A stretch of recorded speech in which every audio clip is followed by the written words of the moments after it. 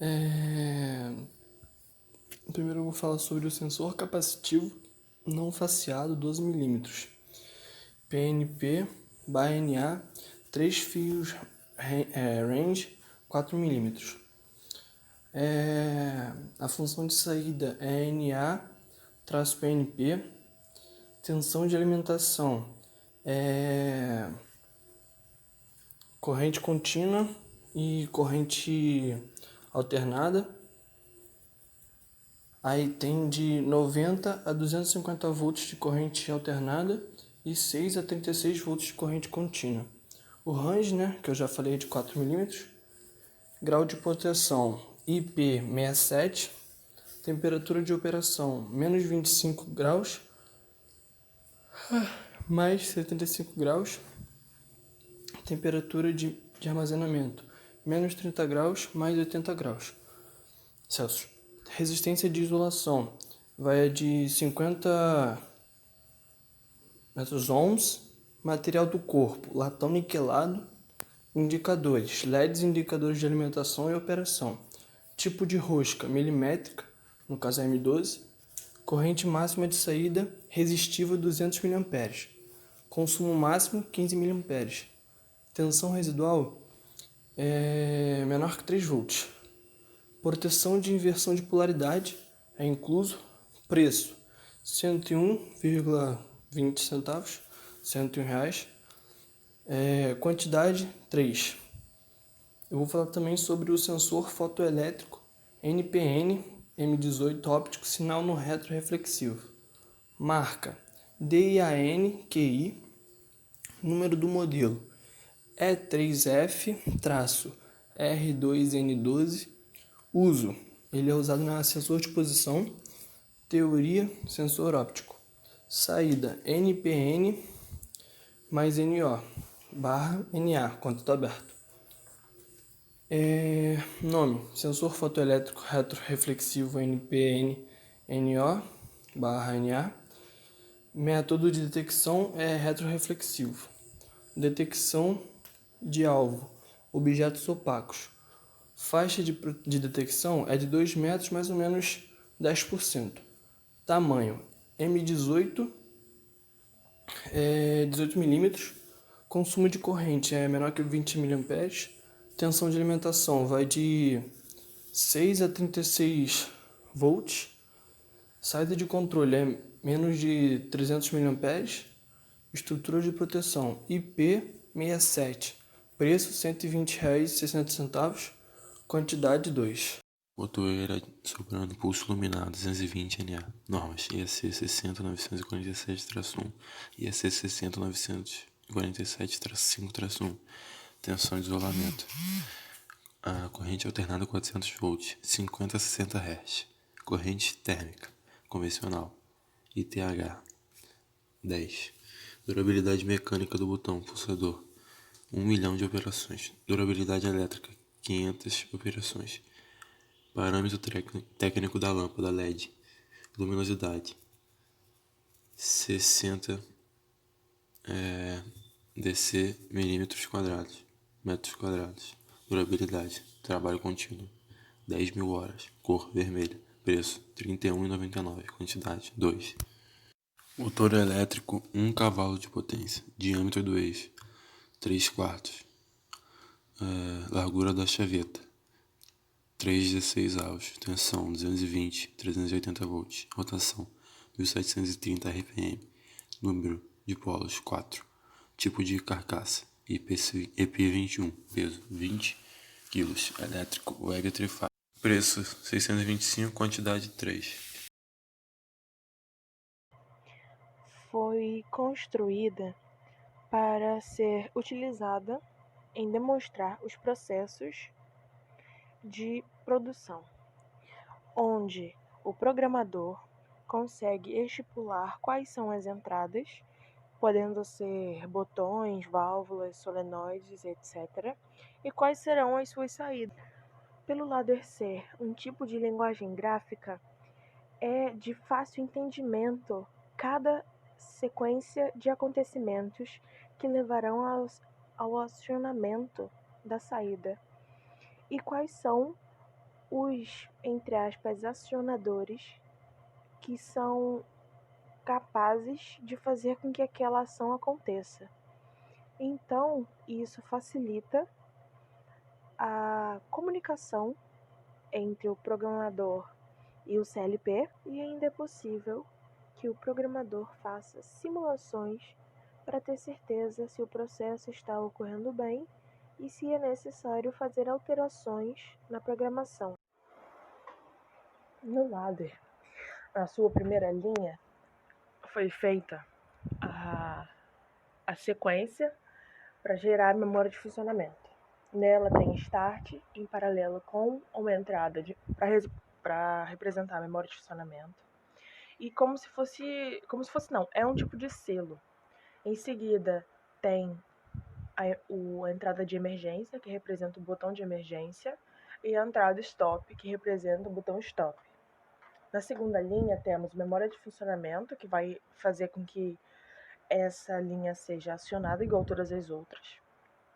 Tem o sensor A e o sensor da esteira B, todos eles nomeados como I00 ou I01, em paralelo com um sensor A negado, I00. Essa linha está em série com o I04, que representa o sensor de transferência negado. Essa linha foi feita pensando na seguinte situação. Eu preciso que a esteira A, o Q00, a saída, esteja funcionando, mesmo que o sensor da esteira ainda não esteja acionado. Então, como o sensor da esteira A tem tanto aberto quanto barrado, vai fazer com que a esteira acione e aí até aquelas consequências ali acontecerem, ela realmente é acionada de novo. A terceira linha tem o sensor B, I01, em série com I03, o sensor da esteira C, e eles estão em paralelo com I01 barrado, sensor B barrado, porque como na linha anterior, o motor da esteira B tem que ser acionado junto com o Q01, nesse caso tem que ser acionado junto com o motor da esteira A, para que o pallet saia ao mesmo tempo das duas extremidades e vão em direção aos sensores. Na quarta linha, temos a lógica da esteira C, que é mais simples consideravelmente, porque a esteira C quase não tem condições para ligar, não tem paradas e não tem nada, ela só faz com que os pallets saiam daquele processo. Com isso,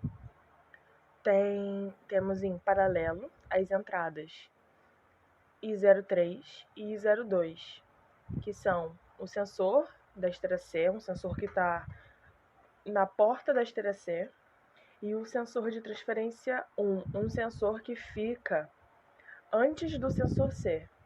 Então, se ambos, ou se só um deles acionar, o Q02, o motor da esteira C, também será acionado. O diagrama de ligação elétrica é necessário para que ocorra um bom dimensionamento das instalações elétricas feitas naquele processo. Nesse caso, demonstrando em quais entradas estão os sensores, quais sensores são, quais são as saídas, quais motores estão responsáveis por qual saída, qual será a função daquele motor. Tudo isso é demonstrado pelo diagrama de ligação elétrica. No diagrama de ligação elétrica, foi feito da seguinte forma. Eu coloquei as entradas digitais nomeadas com cada um com uma entrada que está no ladder. Então tem 5 entradas como I00, I01, I02, I03 e I04. No I01 existe um detector capacitivo, que está nomeado como sensor AR. No I01 também tem um detector capacitivo, representado com o nome de sensor B. Na entrada I02, novamente, um sensor capacitivo, nomeado como sensor C. Já na entrada I03 e I04, os sensores são de sensores emissor de barreira de luz, ou então de laser, para fazer com que o acionamento não tenha que ser necessariamente pelo material da caixa, pelo tamanho da caixa, mas sim pela passagem da caixa naquele local da esteira.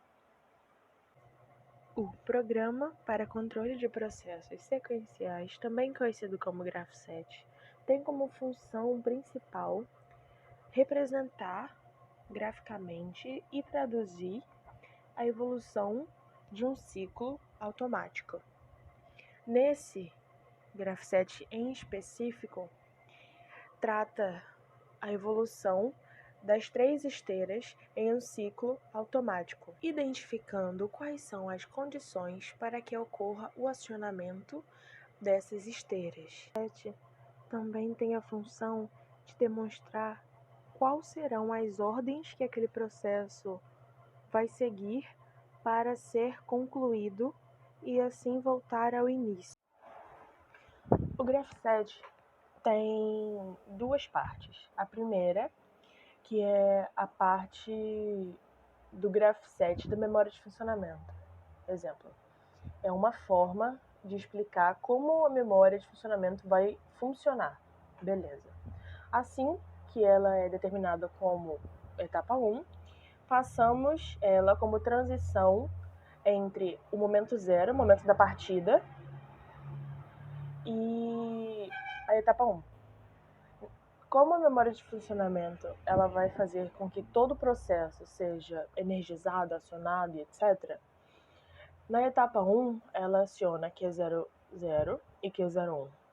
A segunda transição vem com I00 em série com I01, em paralelo com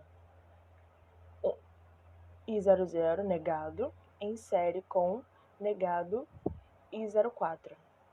Beleza, essas são condições para a etapa 2, que é o acionamento de Q00. Beleza? Beleza. A transição entre a etapa 2 e a etapa 3 é I01 em série com I03 em paralelo com negado I01. Beleza? Assim, indo para a etapa 3, acionando Q01. Na transição entre a etapa 3 e a etapa 4, temos a transição, que nela está exemplificado o I03 em paralelo com o I02. A etapa 4, acionamento do Q02, quando sai desse momento de Q02, que é o final, ele volta para o início do ciclo,